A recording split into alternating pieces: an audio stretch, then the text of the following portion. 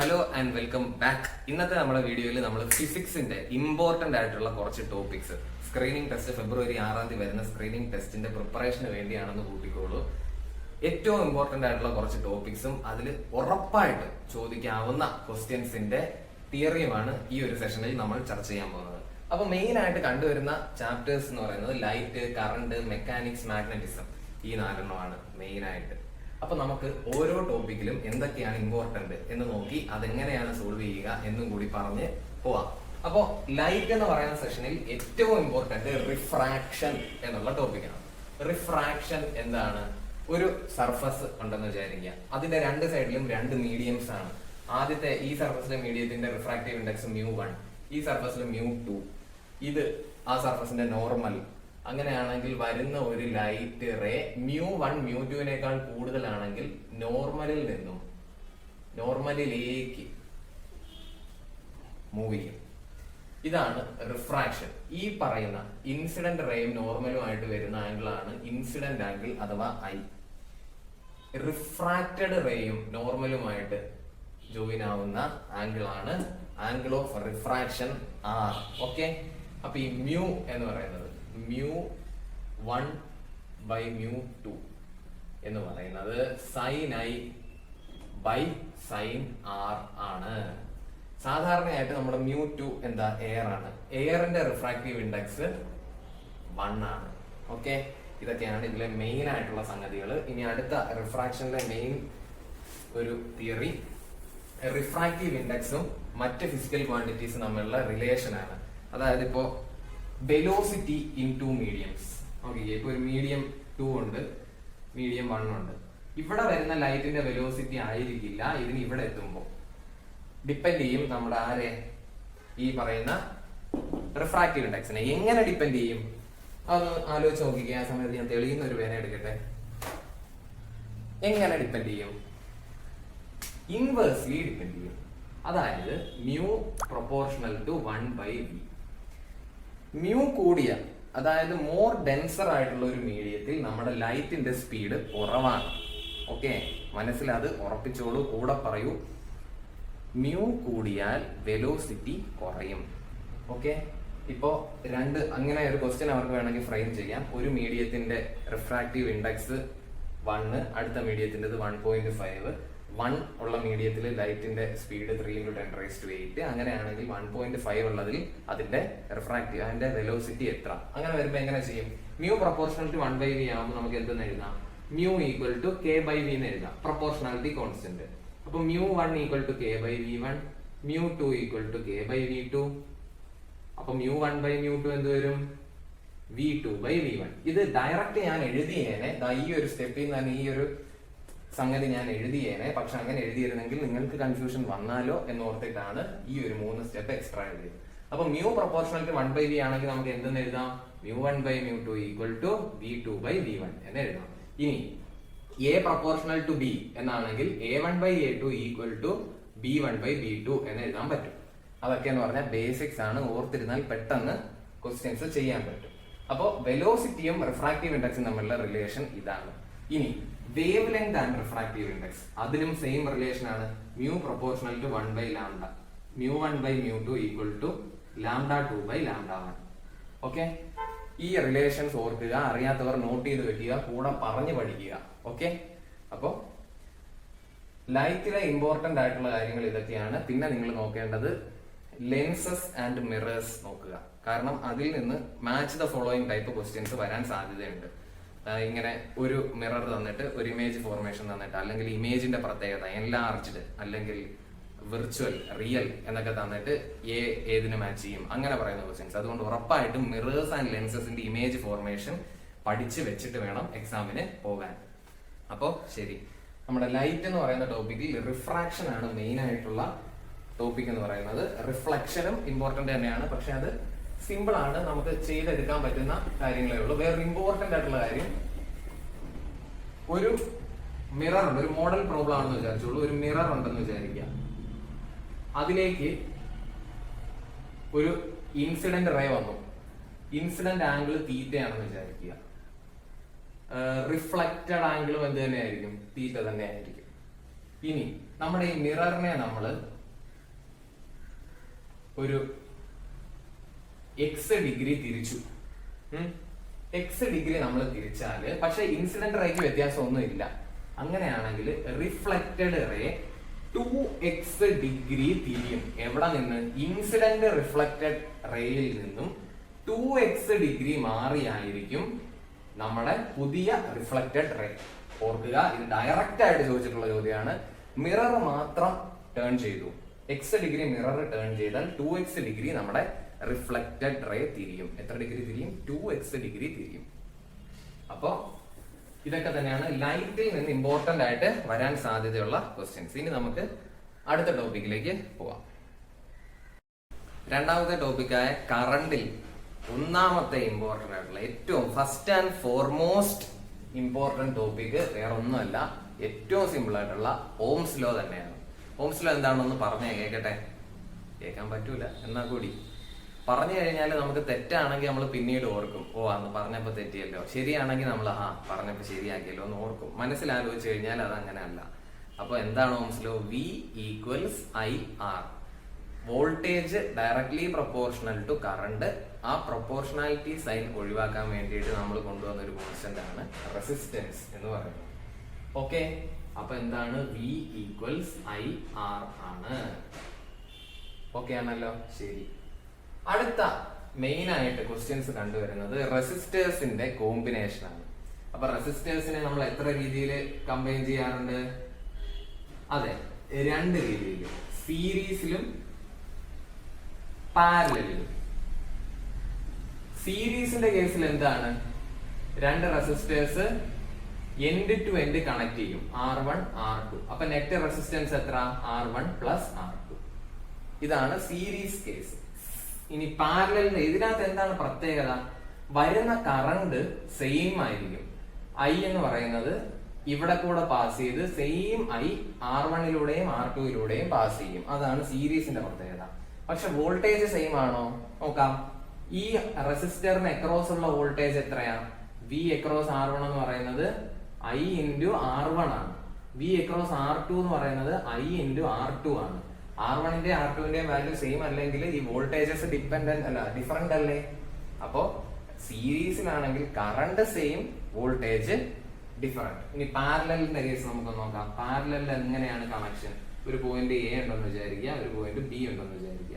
ഇവരുടെ ഇടയ്ക്ക് നമുക്ക് ഒരു റെസിസ്റ്റർ കാണും, പിന്നെ ഇവന്റെ മുകളിലൂടെ മറ്റൊരു റെസിസ്റ്റർ കാണും. അങ്ങനെ എത്ര റെസിസ്റ്റർ വേണമെങ്കിലും ഉണ്ടാവാം. R1 R2 R3 എന്ന് കൊടുക്കാം. നമ്മൾ മൂന്നെണ്ണം HSD. അപ്പൊ ഇവരുടെ ഇക്വലന്റ് എങ്ങനെ കണ്ടുപിടിക്കും? 1/R equal to 1/R1 plus 1/R2 plus 1/R3. ഇനി രണ്ടെണ്ണം മാത്രമാണ് ഉണ്ടായിരുന്നത് എന്ന് വിചാരിക്കാം, R1 R2. അങ്ങനെയാണെങ്കിൽ parallel combination R1 R2 by R1 plus R2 പെട്ടെന്ന് കണ്ടുപിടിക്കാൻ പറ്റും. ഇതങ്ങ് ഇട്ടാൽ മതി ആൻസറിലേക്ക്. മറ്റേത് വഴി വരുന്നതാണ്, മറ്റേ ഫോർമുല വഴി വരുന്ന ഫൈനൽ ആൻസർ ആണ് ഇത്. നേരിട്ട് അങ്ങ് എഴുതിയെന്നേ ഉള്ളൂ, സമയം ലാഭിക്കാൻ വേണ്ടിയിട്ട്. അപ്പോ ഇതിനകത്ത് പൊട്ടൻഷ്യൽ സെയിം ആയിരിക്കും. നോക്കിക്കേ, റെസിസ്റ്റർ R1ന് അക്രോസ് ഉള്ള പൊട്ടൻഷ്യൽ ഏതാ? B ടു A അല്ലേ? എയും ബിയും അല്ലേ അതിന് അക്രോസ് ഉള്ള രണ്ട് പോയിന്റ്സ്. അതുകൊണ്ട് അതിന്റെ പൊട്ടൻഷ്യൽ VAB തന്നെയാണ്. R2 നോക്കിക്കേ, അവനും പൊട്ടൻഷ്യൽ സെയിം ആണ്, VAB. ഇവനും പൊട്ടൻഷ്യൽ എയുടെയും ബിയുടെയും ഇടയിലാണ്. എക്ക് ഒരു പൊട്ടൻഷ്യൽ ഉണ്ട്, ബിക്ക് മറ്റൊരു പൊട്ടൻഷ്യൽ ഉണ്ട്. ഇതിന്റെ രണ്ടിന്റെ ഇടയിലുള്ള റെസിസ്റ്ററിന് ഒരു പൊട്ടൻഷ്യൽ ഉണ്ടാവും. ഈ മൂന്ന് പേരും ഇവരുടെ രണ്ടുപേരുടെ ഇടയിലാണ്. അതിനാൽ ഇവരുടെ പൊട്ടൻഷ്യൽ ഡിഫറൻസ് സെയിം ആണ് അല്ലേ?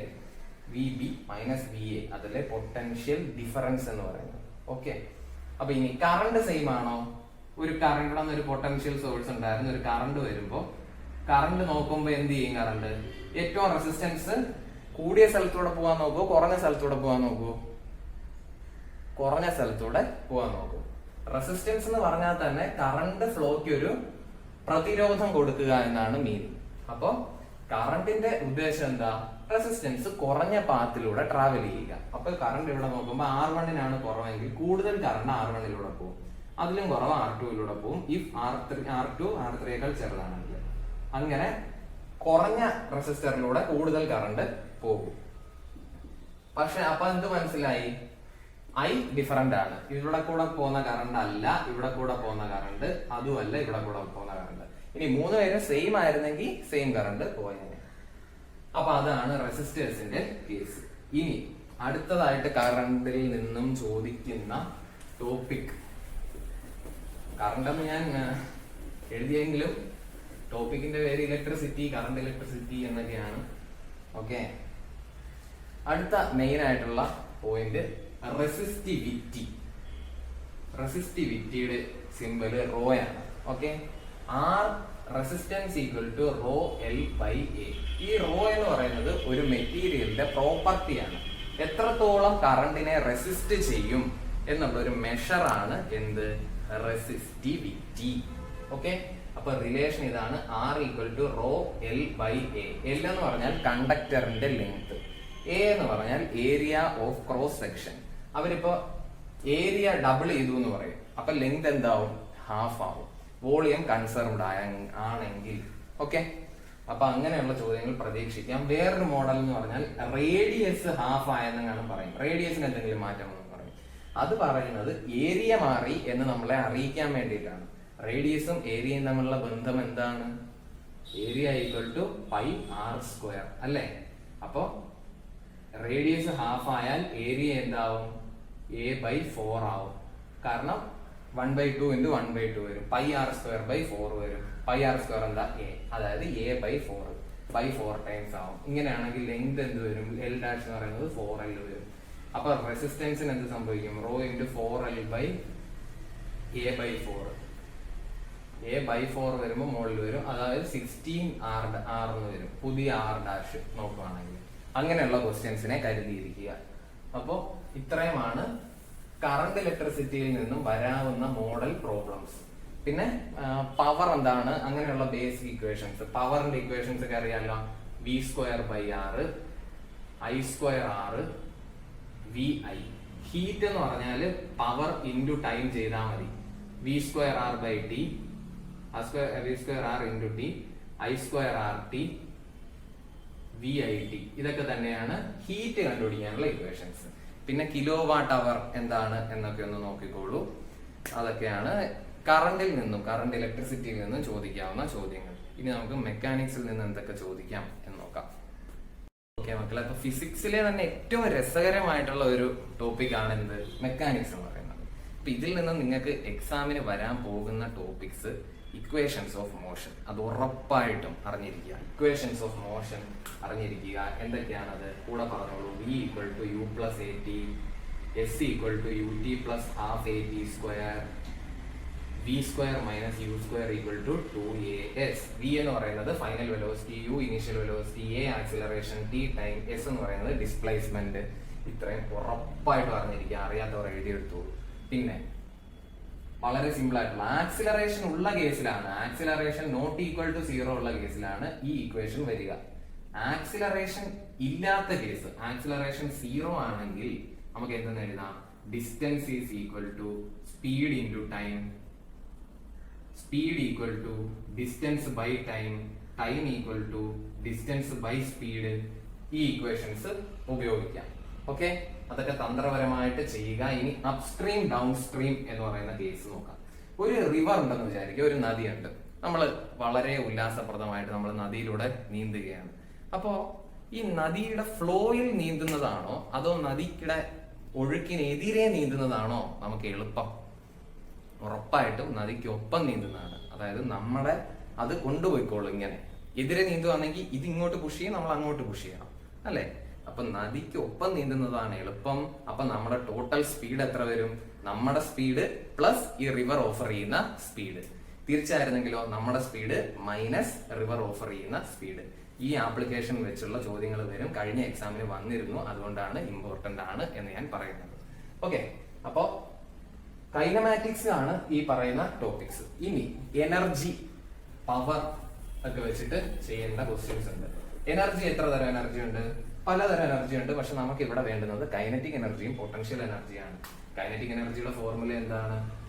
½ mv². പൊട്ടൻഷ്യൽ എനർജി എന്താണ്? mgh. ഇത് രണ്ടും ഓർത്തിരിക്കാം. ഇനി മറ്റൊരു ഫിസിക്കൽ ക്വാണ്ടിറ്റി മൊമെന്റം എന്ന് നിങ്ങൾ കേട്ടിട്ടുണ്ടാവും. മൊമെന്റം എന്താണ്? മൊമെന്റത്തിന്റെ ഇക്വേഷൻ എന്താണ്? P = പറഞ്ഞോ, mv, മാസ് ഇൻറ്റു വെലോസിറ്റി. അതാണ് മൊമെന്റം. ഈ മൊമെന്റവും കൈനറ്റിക് എനർജിയും കണക്ട് ചെയ്തുള്ള ക്വസ്റ്റ്യൻസ് കണ്ടിട്ടുണ്ട്. മൊമെന്റവും കൈനറ്റിക് എനർജിയും തമ്മിലുള്ള ഒരു ഇക്വേഷൻ ഉണ്ട്. KE equal to p²/2m. ശരിയാണോ? KE എന്ന് പറഞ്ഞാൽ ഹാഫ് mv², അല്ലെ? Half mv². t² എന്താ? m²v²/2m എന്ന് പറയുമ്പോൾ ഒരു m ക്യാൻസൽ. ശരിയല്ലേ? mv²/2, ഇവിടെ mv²/2. അപ്പൊ അവരിങ്ങനെ ചോദിക്കാം, മൊമെന്റം ഡബിൾ ആയി, അപ്പൊ കൈനറ്റിക് എനർജിക്ക് എന്ത് സംഭവിക്കും? 4 ടൈംസ് ആവും, കാരണം ഇത് സ്ക്വയർഡ് ആണ്, അല്ലെ? അപ്പൊ അങ്ങനെയുള്ള ക്വസ്റ്റ്യൻസിനെ കരുതിയിരിക്കുക. പിന്നെ ഒബ്ജക്റ്റ് ടവറിന്റെ മുകളിൽ നിന്ന് താഴേക്ക് ഇട്ടു, എത്ര ടൈം എടുക്കും? ഇതൊക്കെ വളരെ സിമ്പിൾ ആയിട്ട് നമുക്ക് എന്ത് വെച്ച് ചെയ്യാൻ പറ്റും? നമ്മളെ നേരത്തെ പറഞ്ഞ ഇക്വേഷൻസ് ഓഫ് മോഷൻ വെച്ച് നമുക്ക് സുഖമായിട്ട് ചെയ്യാൻ പറ്റും. ഇവിടുത്തെ ആക്സിലറേഷൻ എന്താണ്? G ആണ്. ഓക്കെ, അപ്പൊ അതൊക്കെ ഓർത്ത് ഇത് ചെയ്യാവുന്നതേ ഉള്ളൂ. അപ്പൊ ഈ കൈനമാറ്റിക്സ് പറയുന്ന കൂട്ടത്തിൽ തന്നെ വളരെ ഇമ്പോർട്ടന്റ് ആണ് ഗ്രാവിറ്റേഷൻ എന്ന് പറയുന്ന ചാപ്റ്റർ. ഗ്രാവിറ്റേഷനിൽ മെയിൻ ആയിട്ട് നമ്മൾ കാണുന്നത് ഗ്രാവിറ്റേഷണൽ ഫോഴ്സ് ആണ്. F equal to Gm/r². സാധാരണയായിട്ട് ഈ capital M mass of earth ആണ് വരിക. G എന്ന് പറയുന്നത് കോൺസ്റ്റന്റ് ആണ്, ഗ്രാവിറ്റേഷണൽ കോൺസ്റ്റന്റ്. R എന്ന് പറയുന്നത് സെന്ററിൽ നിന്നും ഉള്ള ഡിസ്റ്റൻസ് ആണ് ജനറലി ഈ R. ഇനി നമുക്ക് ഇവിടെ എങ്ങാണ്ടുള്ള ഒരു ബോഡിയുടെ ഫോഴ്സ് ആണ് വേണ്ടതെങ്കിൽ നമ്മൾ എന്തെടുക്കണം? ഈ ഹൈറ്റ് പ്ലസ് ഈ R എടുക്കേണ്ടി വന്നേനെ. ഓക്കെ, ഇതാണ് സംഗതി. ഇനി എഫിനെ നമുക്ക് എന്തെന്ന് എഴുതാം? F ഈക്വൽ ടു ma ആണല്ലോ. അപ്പൊ ഇവിടെ ആക്സിലറേഷൻ എന്താ? G ആണ്. mg equal to Gmm/r². ഈ സ്മോൾ എം രണ്ട് സൈഡിൽ നിന്നും വെട്ടിക്കളയാം. അപ്പൊ G ഈക്വൽ ടു Gm/r². വളരെ ഇമ്പോർട്ടന്റ് ആയിട്ടുള്ള ഒരു റിലേഷൻ ആണ്. രണ്ട് പ്ലാനറ്റ്സ് തന്നിട്ട് ഒന്നിന്റെ റേഡിയസ് മറ്റൊന്നിനേക്കാൾ ഇത്ര കുറവാണ്, ഇത്ര കൂടുതലാണ്, ഡെൻസിറ്റി ഇത്ര കുറവാണ്, ഇത്ര കൂടുതലാണ്, മാസ് അങ്ങനെയൊക്കെ പറഞ്ഞ് തന്നിട്ട് അവരുടെ G കമ്പയർ ചെയ്യാനുള്ള ടൈപ്പ് ക്വസ്റ്റ്യൻസ് സാധാരണയായി കണ്ടുവരുന്നതാണ്. അപ്പൊ ഉറപ്പായിട്ടും ഈ ഇക്വേഷൻ ഓർക്കുക, ഇത് പ്രാക്ടീസ് ചെയ്യുക, അങ്ങനത്തെ ക്വസ്റ്റ്യൻസ് തപ്പി കണ്ടുപിടിച്ച് പ്രാക്ടീസ് ചെയ്യുക. അപ്പൊ ഇതൊക്കെയാണ് നമ്മുടെ മെക്കാനിക്സിൽ നിന്ന് മെയിൻ ആയിട്ട് വരാവുന്ന ക്വസ്റ്റ്യൻസ്. ഇനി നമുക്ക് മാഗ്നറ്റിസം നോക്കാം. ഇനി ഗ്രാവിറ്റേഷൻ ആണ്, ഗ്രാവിറ്റേഷൻ അല്ല, മാഗ്നറ്റിസം ആണ്. മാഗ്നറ്റിസം എല്ലാവർക്കും വളരെ ഇഷ്ടമുള്ള ഒരു സംഗതിയാണല്ലോ, ഈ കാന്തം മാഗ്നറ്റ്സ് വെച്ചൊക്കെ എല്ലാവർക്കും കളിക്കാനൊക്കെ ആയിട്ട്. അപ്പോൾ അതിനെന്തുണ്ട്? ഒരു നോർത്ത് പോളും ഉണ്ട്, ഒരു സൗത്ത് പോളും ഉണ്ട്. ലൈക്ക് പോൾസ് ആണെങ്കിൽ, അതായത് ഒരു നോർത്ത് പോളും മറ്റൊരു നോർത്ത് പോളും തമ്മിൽ എന്ത് ചെയ്യും? റിപ്പൽ ചെയ്യും. ഓപ്പോസിറ്റ് പോൾസ് എന്ത് ചെയ്യും? അട്രാക്ട് ചെയ്യും. അപ്പോ like Paul's ripple, opposite Paul's attract. North ആണെങ്കിൽ റിപ്പൽ ചെയ്യും. ശരി, അതൊക്കെ വളരെ ബേസിക്സ് ആണ്. ചിലപ്പോ ഒരു തിയറി ക്വസ്റ്റ്യൻ ആയിട്ട് ഐഡന്റിഫൈ ദ കറക്റ്റ് സ്റ്റേറ്റ്മെന്റ് എന്നൊക്കെ പറഞ്ഞ് ചിലപ്പോൾ ചോദിച്ചാൽ ഭാഗ്യം എന്ന് വിചാരിച്ചാൽ. ഇനി മാഗ്നറ്റിക് ഫീൽഡ് ലൈൻസ് എന്താണെന്ന് നോക്കാം. കുറച്ചുകൂടെ വലുതായിട്ട് എഴുതാനേ. ഇതൊരു നോർത്ത് പോൾ, ഇതൊരു സൗത്ത് പോൾ ആണെന്ന് വിചാരിക്കാം. ഒരു മാഗ്നറ്റ് ആയാൽ അതിനെന്തുണ്ട്? ഒരു മാഗ്നറ്റിക് ഫീൽഡ് ഉണ്ട്. അതിന്റെ അടുത്ത് കുറച്ച് റീജിയണിൽ ഇതിന്റെ ഇഫക്റ്റ് ഉണ്ട്. ആ ഇഫക്റ്റിനെ നമുക്ക് ലൈൻസ് ആയി റെപ്രസെന്റ് ചെയ്യും. എപ്പോഴും നോർത്ത് പോളിൽ നിന്നും സൗത്ത് പോളിലേക്കായിരിക്കും മാഗ്നറ്റിക് ഫീൽഡ് ലൈൻസ്. എവിടെ? മാഗ്നറ്റിന്റെ വെളിയിൽ. പക്ഷെ അകത്ത് എങ്ങനെയാണ്? അകത്ത് തിരിച്ചും, സൗത്ത് ടു നോർത്തും. ഓക്കെ, എപ്പോഴും ഓർക്കുക, north pole to south pole ആണ് വെളിയിൽ. അവര് ലൈൻ, ഈ സിമ്പിൾ തന്നിട്ട് നമുക്ക് ഏത് പോളാണിത് എന്ന് ചോദിക്കാനുള്ള സാധ്യതയുണ്ട്. അങ്ങനത്തെ ക്വസ്റ്റ്യൻ NTSC കണ്ടിട്ടുണ്ട്. ഓക്കെ, അപ്പൊ അതൊക്കെ വളരെ ഇമ്പോർട്ടന്റ് ആണ്. പിന്നത്തെ കാര്യം എന്ന് പറയുന്നത് left hand rule. Left hand rule എന്ന് പറയുന്നത് വളരെ ഇമ്പോർട്ടന്റ് ആയിട്ടുള്ള സംഗതിയാണ്. ഇങ്ങനെ നമ്മൾ കൈ പിടിക്കുക, ഫാദർ മദർ ചൈൽഡ് എന്ന് ഓർത്താൽ മതി.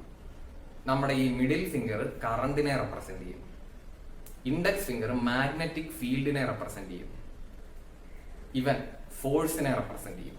അപ്പോ ഒരു ചാർജ്ഡ് പാർട്ടിക്കിള് തന്നിട്ട് ഒരു മാഗ്നറ്റിക് ഫീൽഡിന്റെ ഡയറക്ഷനും തന്നിട്ട് ഫോഴ്സ് എങ്ങോട്ടാണ് എന്ന് ചോദിച്ചാൽ ലെഫ്റ്റ് ഹാൻഡ് എടുക്കുക, ആക്ഷൻ കാണിക്കുക, കണ്ടുപിടിക്കുക. വീട്ടിലിരുന്ന് തന്നെ ആയത് നന്നായി. എക്സാം സെന്ററിലാണെങ്കിലും കുഴപ്പമില്ല, എല്ലാവരും ഇരുന്ന് ആക്ഷൻ കാണിക്കുമല്ലോ. അപ്പോൾ ലെഫ്റ്റ് ഹാൻഡ് റൂൾ വെച്ച് കണ്ടുപിടിക്കാം. ഇനി ഡയറക്ഷൻ ഓഫ് മാഗ്നറ്റിക് ഫീൽഡ് എങ്ങനെയാണ് എന്നുള്ള ചോദ്യങ്ങൾ എങ്ങനെ അപ്രോച്ച് ചെയ്യും? നമുക്കൊരു കറണ്ട് ക്യാരിയിങ് കണ്ടക്ടർ ഉണ്ടെന്ന് വിചാരിക്കുക. അതിലെ കറണ്ട് മുകളിലേക്കാണ് എന്ന് വിചാരിക്കുക. എന്നിട്ട് അവർ ചോദിക്കുകയാണ് ഈ ഒരു പോയിന്റിലെ മാഗ്നറ്റിക് ഫീൽഡിന്റെ ഡയറക്ഷൻ എങ്ങോട്ടാണ്?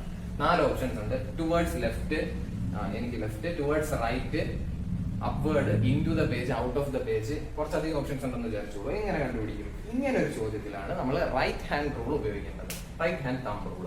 നമ്മുടെ തമ്പ് കറണ്ടിന്റെ ഡയറക്ഷനിൽ പോയിന്റ് ചെയ്യുക, എന്നിട്ട് ഇതിനെ എങ്ങനെ പിടിക്കുക. ഈ പോയിന്റിൽ എത്തുമ്പോൾ നമ്മുടെ വിരലുകൾ എങ്ങോട്ടാണ് കർൾ ചെയ്യുന്നത് എന്ന് നോക്കുക. ഈ പോയിന്റിൽ എങ്ങോട്ടാണ്? അകത്തേക്കല്ലേ. അപ്പോ into the plane of the white board. നിങ്ങൾക്കാണെങ്കിൽ ബുക്ക് എന്നായിരിക്കും, ഡിപ്പെൻസ്. അപ്പോ മാഗ്നറ്റിക് ഫീൽഡിലെ ഡയറക്ഷൻസിന്റെ കേസ് വളരെ ഇമ്പോർട്ടന്റ് ആണ്. ഇനി കഴിഞ്ഞ എക്സാമിന് കണ്ട ഒരു ചോദ്യമാണ് EMF കണ്ടുപിടിക്കാൻ. അവർ ഫ്ലക്സ് തന്നു, ചേഞ്ച് ഇൻ ടൈമും തന്നു. അങ്ങനെയാണെങ്കിൽ EMF equal to change in flux by time. Flux എന്താണ്, ടൈം എന്താണ് എന്നൊക്കെ നിങ്ങൾ ഫ്യൂച്ചർ ക്ലാസ്സസിൽ പഠിക്കും. ഒരു ചോദ്യം വന്നാൽ അറ്റൻഡ് ചെയ്യാൻ വേണ്ടിയിട്ടാണ് ഞാൻ ഈ ഫോർമുല പറഞ്ഞു തന്നത്. EMF equal to change in flux divided by change in time. Okay, അപ്പോൾ ഇത്രയൊക്കെ തന്നെയാണ് മെയിൻ ആയിട്ട് ഫിസിക്സിൽ നിന്നും വരാവുന്ന ടോപ്പിക്സും അതിലെ ഇമ്പോർട്ടന്റ് ആയിട്ടുള്ള സബ് ടോപ്പിക്സും. അപ്പൊ എല്ലാവർക്കും വീഡിയോ ഇഷ്ടമായെന്ന് വിചാരിക്കുന്നു. വീഡിയോ ഇഷ്ടമായവർ ലൈക്ക് ചെയ്യുക. ആദ്യമായിട്ട് ചാനൽ കാണുന്നവരാണെങ്കിൽ സബ്സ്ക്രൈബ് ചെയ്യുക. അപ്പൊ മറ്റൊരു വീഡിയോയിൽ കാണുന്നവരെ എല്ലാവർക്കും